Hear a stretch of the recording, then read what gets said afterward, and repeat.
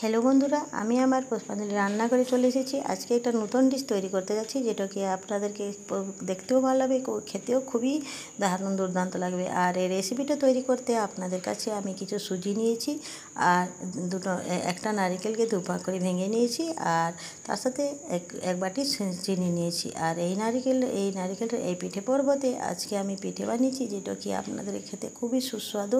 আর এটা একবার তৈরি করলে আপনারা 4-5 দিন অবধি খেতে পারবেন, নষ্টও হয় না।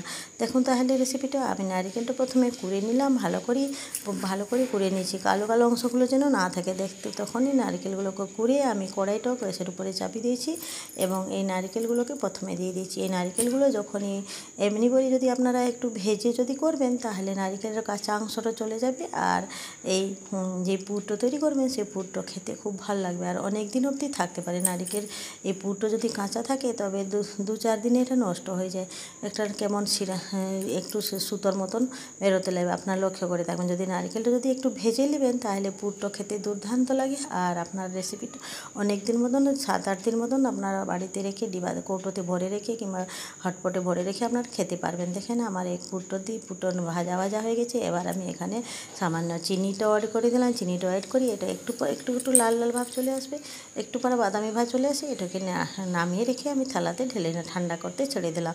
তারপরে ওই যে কড়াইতে আমি নারকেলটা ভেজেছিলাম সেই কড়াইতে আবার জল দিয়ে দিলাম। জলটা যখন এখন গরম হয়ে গেল, তখন এখানে আমি সুজিটাও অ্যাড করতে লাগলাম। যে সুজিটা অ্যাড করার সাথে সাথে আপনাদেরকে চালাতে হবে, যদি না চালান এটা না গুটুলি পেকে যাবে। যদি এই ল্যান্সগুলো ল্যান্স না পেকে যায়, তার জন্য আপনাদেরকে সুজিটা দিতে সাথে সাথে আপনাদেরকে এটা চালাতে থাকতে হবে।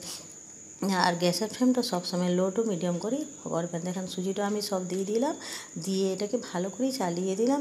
দেখে যদি একটু জল ভাব থাকে তবে আর একটু সুজি দিয়ে দেবো। সুজিটা দিয়ে ভালো করে নেড়ে চেড়ে এটা গ্যাসের ফ্লেমটা আমি ভালো করে নাড়তে হবে। নাড়ে দেখেন জলটা যখন মরে যাবে, তখন আমি এখানে গ্যাসের ফ্লেমটা বন্ধ করে দিলাম। এবার আমি এটাকে ভালো করে থালাতে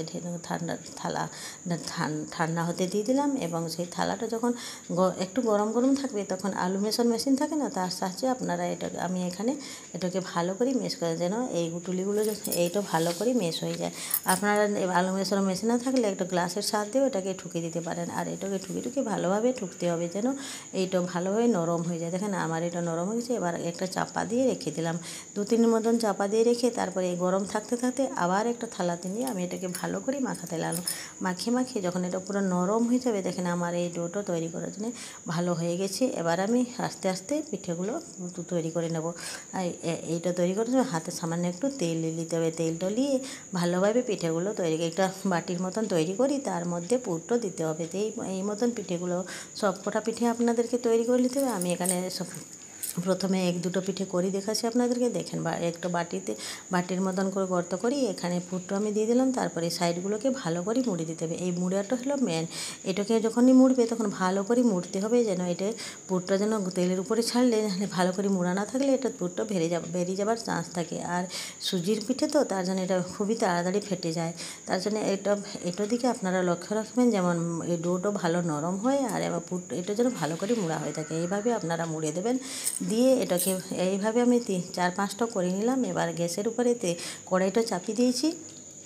আর আমার এই ডোটা অত নরম হয়েছে কি তৈরি করার জন্য খুব তাড়াতাড়ি তৈরি করা হয়েছে। আমি গ্যাসের উপরে কড়াইটা চাপিয়ে দিয়ে যখনই 4-5টা আমি তৈরি করে নিলাম, তারপরে আমি ভাজতে লাগবো।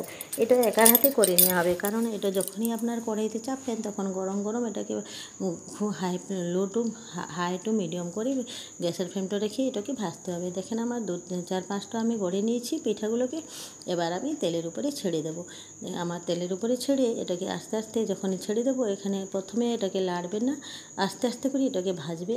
প্রথমে যখন ভেজে দেবেন, তারপরে কিছু সময়ের জন্য এটা নিজে হতে দিতে হবে, কি তখনও খুন্তিও চালাবেন না। খুন্তি চালালে এটা ভেঙে যাবার ভয় থাকে।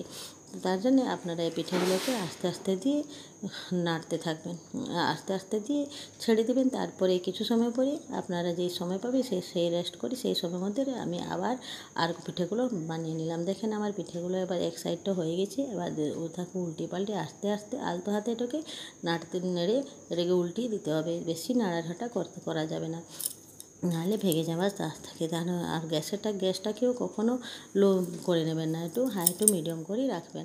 আর ভাজাগুলো যেন ভালো করে ভেজে নিতে হবে। এবার ভাজার সময় বেশি নাড়াঘাটা করলে এটা ভেঙে যাবারও চান্স থাকে, আর যদি গ্যাসের ফ্লেমটা লো করে দেবেন তাহলে এটা খুলে যাওয়ার চান্স থাকে। তার জন্য আপনারা কখনও গ্যাসের ফ্লেমটা কমাবেন না, লো টু মিডিয়াম করে এটাকে ভাজতে থাকতে হবে। দেখুন ভাজাটা আমার হয়ে গেছে। এইভাবে আমি সব কটা পিঠে আস্তে আস্তে ভেজে নিলাম। দেখুন আমার ভাজাটা কমপ্লিট হয়ে গেছে। এবার আমি বলে রাখছি বন্ধুরা, আমার এই রেসিপিটা যদি আপনাদেরকে ভালো লাগে তবে একটা লাইক করবেন, চ্যানেলটাকে সাবস্ক্রাইব করবেন।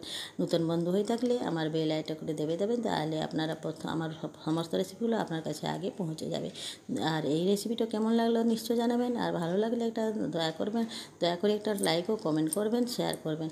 আর ভালো লাগলে আপনারাও বাড়িতে এইভাবে রেসিপি তৈরি করে নিজের বাচ্চাদের জন্য, নিজের পরিবার সদস্যের জন্য তৈরি করবেন। নমস্কার বন্ধুরা, আজকের মতন এইখানে থাকলাম। পরবর্তী রেসিপিটি আবার উপস্থিত হবো।